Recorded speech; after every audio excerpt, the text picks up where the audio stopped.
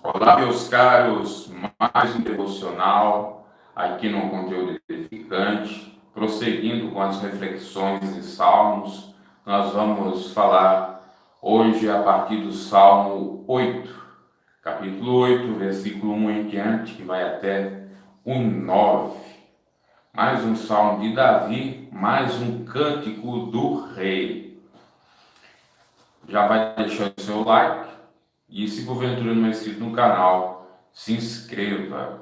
Para quem não sabe como funciona o devocional, é leitura da palavra, reflexão e no final uma breve oração. Deus abençoe a todos que estão chegando, um ótimo dia, uma ótima tarde, bom almoço, e vamos já de imediato à leitura do texto sagrado e a sua respectiva reflexão. Leamos. Ó Senhor, Senhor nosso, quão admirável é o teu nome em toda a terra, pois puseste a tua glória sobre os céus. Da boca das crianças e dos que mamam, tu suscitaste força por causa dos teus adversários, para fazeres calar o inimigo e o vingativo. Quando vejo os teus céus, obra dos teus dedos, a lua e as estrelas que preparaste, que é o homem mortal para que te lembres dele, e o filho do homem para que o visites? Contudo, pouco menor o fizeste do que os anjos, e de glória e de honra o coroaste. Fazei com que ele tenha domínio sobre as obras das tuas mãos, tudo puseste debaixo de seus pés, todas as ovelhas e bois, assim como os animais do campo, as aves dos céus, os peixes do mar, e tudo que passa pelas veredas dos mares. Ó Senhor, Senhor nosso, quão admirável é o teu nome sobre toda a terra. Esse é o Salmo de Davi, muito maravilhoso, que exulta, enaltece a grandeza de Deus, toda a sua criação. Fala a respeito do homem, fala a respeito dos animais, fala a respeito dos anjos, fala da grandeza de Jeová. É um salmo muito maravilhoso para a gente meditar. Ele começa no seu preâmbulo: ó Senhor, Senhor nosso, quão admirável é o teu nome. Maravilhoso é o nome do Senhor, Yahvé, Jeová, o nome do Senhor, que é o nome que está sobre todos os nomes, o nome do Senhor, que é admirável pelo fato de tudo que existe no mundo por ele foi criado, pelo poder da sua voz, da sua palavra, tudo se formou. O nome de Deus é o mais, ou deve ser o mais destacado diante de todos os deuses, diante de todos os homens, porque de fato ele é soberano, ele é supremo, ele é poderoso, ele é o Criador, ele é o Salvador, Redentor, enfim. Poderíamos aqui ficar horas e horas dando adjetivos para Deus, dando atributos para Deus, porque ele é tudo em todos, como o apóstolo Paulo disse. O Senhor nosso, o Senhor é o seu Senhor, o Senhor da Bíblia, Yeshua, né, ou Adonai, que a palavra Senhor em hebraico é Adonai. Adonai é o seu Senhor? Ou você é Senhor de si mesmo? Ou os homens são senhores da vossa vida? Ou um político? Ou uma figura conhecida, um artista é Senhor sobre a sua vida? Quem é Senhor sobre a vossa vida? Jesus, certa feita, disse que aquele que de fato tem um Senhor é escravizado por esse, mais ou menos nessas palavras. Então, tem o seu Senhor, é escravizado. Agora, se você tem um Senhor dos Senhores, você não é escravizado. Você é tido como servo, é diferente. Você não é escravo, você é liberto. Você tem direitos, como tem deveres. Mas tem direitos, apesar de ter deveres, tem direitos. Um escravo só tem deveres, não tem direitos. Essa é a diferença do Senhor para os senhores aí da terra, ou senhores do mundo, como costumeiramente e atualmente costuma-se, ou se fala, né? Os senhores do mundo, os mandantes do mundo. O Senhor é Senhor desses senhores, ou seja, é maior do que eles. Todo domínio pertence a Deus, todo poder pertence a Ele. Tudo acontece por permissão dele. Deus tira e coloca quem quiser no poder, né? O domínio pertence a Ele, como Daniel nos diz. Então, é esse Senhor que nós devemos apreciar, temer e submeter-se à sua doutrina, à sua palavra. Quão admirável é o teu nome, é maravilhoso. Pense, imagine o quão glorioso é o Senhor, o seu nome. Em toda a terra, pois pusesse a tua glória sobre os céus manifestam a glória de Deus. Céus esses que para os nossos olhos carnais são infinitos, né? Mas a gente contemplando um pouquinho desse céu, já nos percebemos, né? Ou percebemos exatamente a glória de Deus, a natureza, o céu, o mar, a terra, né? As montanhas, as árvores, os animais e etc. Quão maravilhoso é! E se a gente captar a mensagem que até a própria natureza permitida por Deus nos passa, nós vamos ter comunhão com Ele. Porque há um salmo que diz que exatamente a natureza ou as obras da criação de Deus manifestam a sua glória e nos conduzem, de alguma forma, para de fato chegar a Deus. Até o apóstolo Paulo vai falar isso. Da boca das crianças e dos que amamentam, tu suscitasse força. Ou seja, como o próprio Jesus diz, que da boca das crianças sai o perfeito louvor. Jesus também disse que as crianças são do seu reino. Olha que interessante, né? E que nós devemos ser que nem uma criança, não na sua ingenuidade, mas na sua singeleza, simplicidade, sendo de fato pessoas que estão aptas, preparadas a amar, a perdoar, a fazer o que manda o Evangelho. Então, da boca das crianças e dos que mamam, tu suscitasse, ou seja, é das crianças e dos bebês, tu suscitasse força. Eles estão ali pequeninos, indefesos, estão ali cheios de proteção, porque são crianças, são bebês, né? Estão sujeitos a qualquer problemática, até eu diria maior, porque são frágeis. O Senhor tem os sustentado, os guardado. Maravilhoso. E assim é toda a criação. Os filhotes de animais, tudo que surge novo, Deus tem cuidado. Como Jesus disse certa feita, que Deus cuida dos animais do campo, não vai cuidar de vós. Por causa dos teus adversários, para fazer escalar o inimigo e o vingativo. Deus, de fato, ele preserva a vida das crianças, o adversário, possivelmente o inimigo, né? Por causa do teu adversário, né? Ou dos teus adversários, para fazer calar o inimigo e o vingativo. Adversários, Satanás e os seus adeptos, seus demônios, né? Os anjos caídos. Nós temos uma evidência disso, por exemplo. Deus deu a revelação a José para Jesus, o menino Jesus, ser conduzido ao Egito, porque Herodes iria fazer a matança sobre as crianças até 2 anos de idade. Então Deus guardou a sua criança, né? E possivelmente até aqueles que também seguiram a rota de Jesus nesse sentido. Então Deus tem, obviamente, prazer em guardar e livrar as criancinhas, em guardar, livrar não só as crianças, todo aquele, obviamente, que teme o seu nome.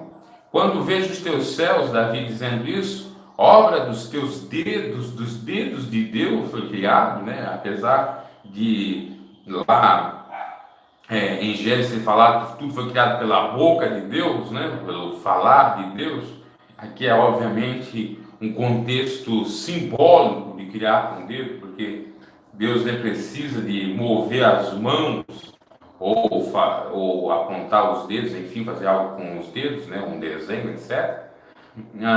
Tudo foi pela sua boca. Talvez os detalhes podem ter tido as mãos de Deus, né? Mas a Bíblia fala que tudo criou-se também lá em Gênesis pela fala.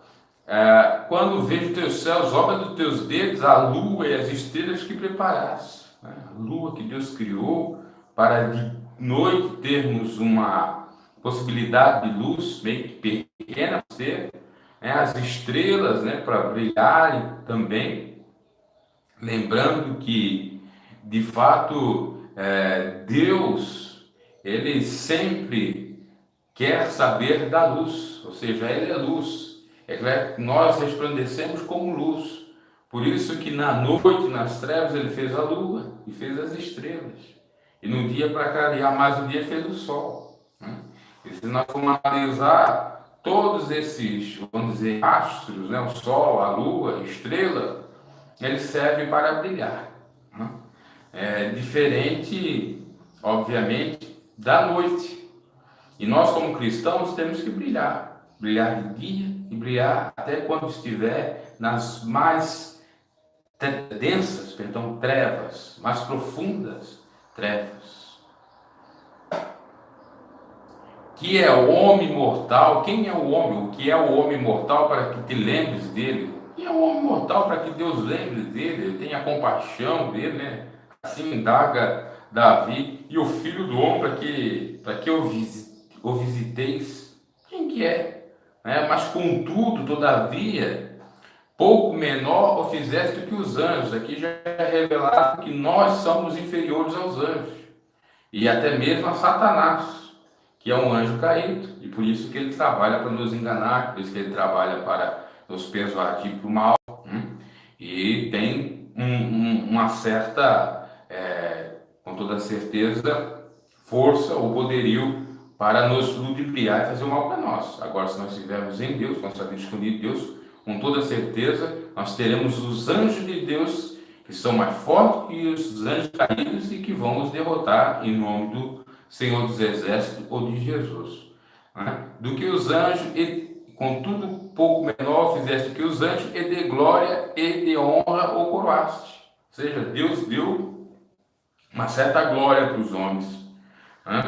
Essa glória, obviamente, que seria a completa que ela estava ali sobre Adão e Eva no Jardim do Éden, e que foi um pouco desconstituída, né? Perdeu-se um pouco da imagem, da semelhança de Deus quando eles pecaram. No entanto, ainda, vamos dizer, um pedaço dessa glória, um pedaço dessa honra ainda existe, principalmente sobre a vida daquele e daquela que teme o Senhor, que torna-se filho a partir que aceita Jesus e é adotado pelo Deus Pai.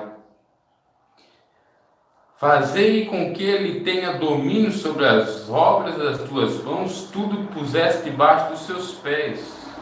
Então o homem, como Deus disse para Adão, olha, você vai sujeitar a terra, vai cuidar da terra, cultivá-la, bem como colocar um nome nos animais, bem como cuidar dos animais.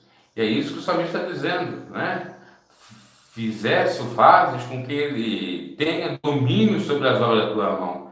Tudo puseste debaixo dos seus pés, ou seja, o homem consegue controlar o animal, o homem consegue interferir para o bem, ou cultivar, ou melhorar a natureza, isso é até um mandamento divino, né? No entanto, não podemos nos achar soberanos, supremos, deuses, né? Ou semideuses, ou até mesmo o próprio Deus. E o que está se configurando atualmente é isso, com a inteligência artificial, que Daniel disse que nos últimos tempos a ciência se multiplicará. Você vendo aí os robôs, você vendo a configuração da genética, que tudo aponta para no futuro, não muito longínquo, mas bem breve, nós, por exemplo, não precisarmos mais copular para termos um filho. Pode ser tudo geneticamente manipulado, por exemplo, colocar lá uma placenta artificial, né, junto com o ovário artificial, e mais o óvulo, mais o esperma, e produzir de fato, aliás, isso já acontece, né? Mas que eu digo, a própria gestação ser artificial, porque a manipulação, né, de esperma e de óvulo geneticamente já se faz, não precisa nem de coito, é só tirar o esperma e o óvulo da mulher, pronto, injetar na barriga. Mas há a possibilidade, tudo aponta para isso, com o avanço da ciência, que a mulher nem vai mais parir, nem vai mais carregar um filho. Vai ter lá uma placenta, vai ter lá exatamente o ovário, né, o óvulo, melhor dizendo, para ela, de fato, parir cientificamente lá nos laboratórios, né, ou artificialmente. Então veja que isso caminha para o fim, porque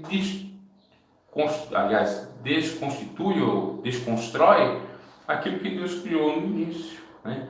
Já a mesma procedência ou querer se equivaler a que Deus fez com Adão, referente a Eva. Deus foi o autor da primeira cirurgia da costela de Adão, ele fez a mulher.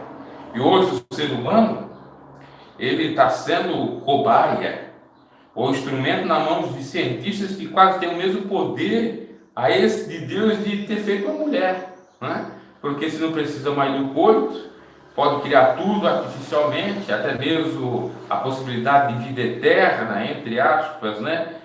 Ou acrescentar mais as nossas vidas, fonte da juventude, etc., artificialmente.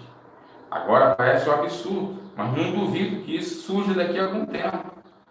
Como tantas coisas que para os nossos antepassados eram um absurdo. Por exemplo, nós estávamos falando numa live ao vivo, cada indivíduo ter o seu próprio canal numa plataforma, coisa que na década de 80, 70 era inviável, né? Que a televisão era o grande boom, olha, televisão, caixote, bonito, olha que tanto tá na TV. E hoje o pessoal está aí na TV, no YouTube. Isso, obviamente, que denota que nós estamos caminhando para o fim. Porque até mesmo o ser humano está honrando mais a criatura do que o Criador. Está honrando mais o cientista do que o Criador. E o apóstolo Paulo diz para nós ter cuidado com a ciência, porque ela pode atrapalhar a nossa fé. Com a pseudociência, a falsa ciência. Essa aí que nos tira do caminho do Senhor. Porque é uma sabedoria, um conhecimento que foi considerado até mesmo pelo apóstolo Paulo histérico, animal, imprestável. É um conhecimento que nos leva à ruína, é um conhecimento que nos leva ao inferno, de fato, a estar tão longe de Deus. E por isso que nós temos que atentar para isso. Por isso que o extremismo de Deus ter dado o poder para o homem cuidar da natureza, cuidar dos animais, faz com que o homem se destaque mais do que Deus e, por conseguinte, não aceite mais o mandamento do Senhor, o respeitá-lo, né? Que é amar a Deus sobre todas as coisas. Agora não, eu vou amar mais ou gostar mais da ciência do que do próprio Deus. Todas as ovelhas e bois, assim como os animais do campo colocou, né, sob o seu domínio. Assim como Deus domina tudo, o homem domina os animais, ou pode dominá-los. As aves dos céus, né? E os peixes do mar, e tudo que passa pelas veredas do mar. O homem vai lá pescar, né? O homem tem mecanismo, somente hoje, né, tecnologia, para a criação, né, na chamada fazenda marinha, para a criação de moluscos, a criação de mariscos e tantos outros frutos do mar, né? O homem, até mesmo com a baleia ou com um tubarão, tem mecanismo também para controlar ele, por conta exatamente da tecnologia, né? Inclusive até a figura de Jonas dentro do grande peixe da baleia, né? Apesar da Bíblia não falar que é a baleia, mas dá para se entender que é a baleia, porque é um grande peixe, tudo indica que seria a baleia. Ele de alguma maneira dominou ali, pelo próprio poder de Deus, a baleia, porque ele estava dentro do ventre dela e ela não conseguiu consumi-lo. Ela teve que vomitá-lo lá em Nínive. Enfim, e o Senhor nosso, quão admirável é o teu nome sobre toda a terra. E é isso que nós devemos fazer. Admirável é o nome do Senhor sobre toda a terra. Não é o nosso nome, não é o nome de uma pessoa famosa, não é o nome de um político, de um jogador, de um artista de TV, de rádio. Nada disso, é o nome do Senhor. Por isso nós temos que exaltar. O nome do Senhor está acima de todos os outros nomes. Deus está acima de todos os outros deuses. Deus é Deus e ponto final. E nós somos merecedores exatamente da sua misericórdia, pela sua misericórdia. Né? Ou nós recebemos, melhor dizendo, né? Reformulando essa frase, nós recebemos a misericórdia de Deus exatamente pela sua infinita compaixão, porque merecedores não somos. Passamos a sermos merecedores quando se submetemos à sua vontade. E isso é maravilhoso, porque quando o homem está no caminho reto do Senhor, por conseguinte, ele cumpre tudo o que está na sua palavra, e Deus abençoe, Deus prospera. Por isso nós temos que fazer um cântico de louvor, por isso nós temos que fazer, obviamente, um ato, ou atos de agradecimento a Deus, porque Ele é digno de toda honra, Ele é digno de todo louvor, Ele é soberano.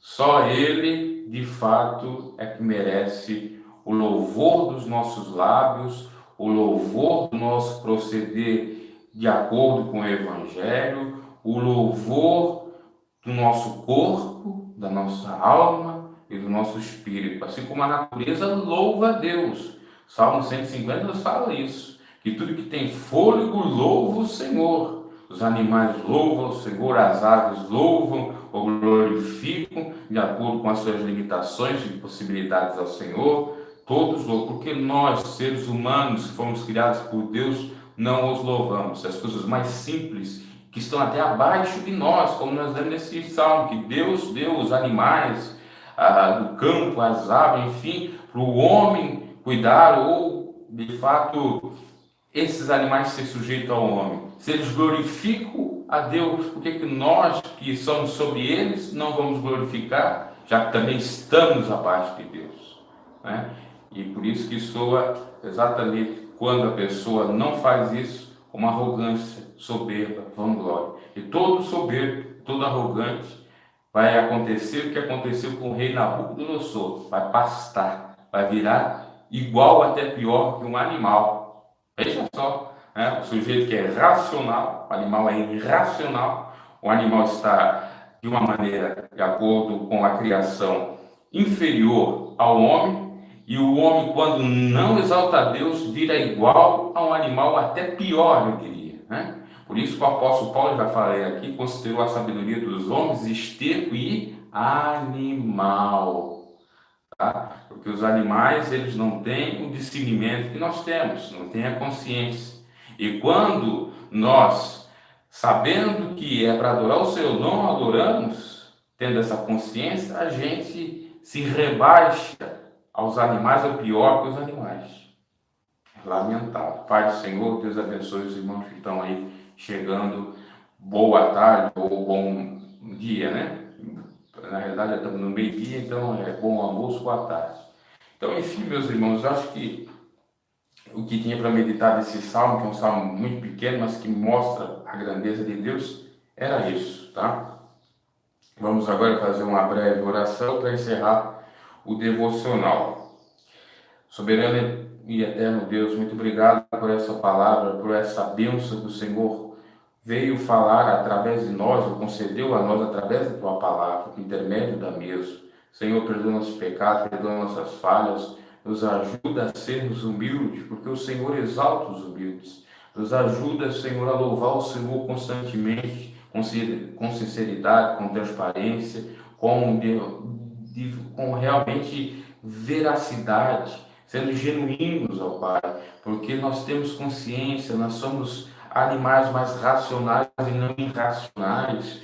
Não deixa nós sermos arrogantes, soberbos, para que não venhamos sofrer consequências por conta disso. Assim como vários personagens bíblicos na Bíblia sofreram exatamente por conta da sua arrogância. Salomão, certa feita, disse que a soberba precede a ruína. Portanto, ajuda-nos a louvar o Senhor, a glorificar o Teu nome. Perdoa nossas falhas, nossas debilidades.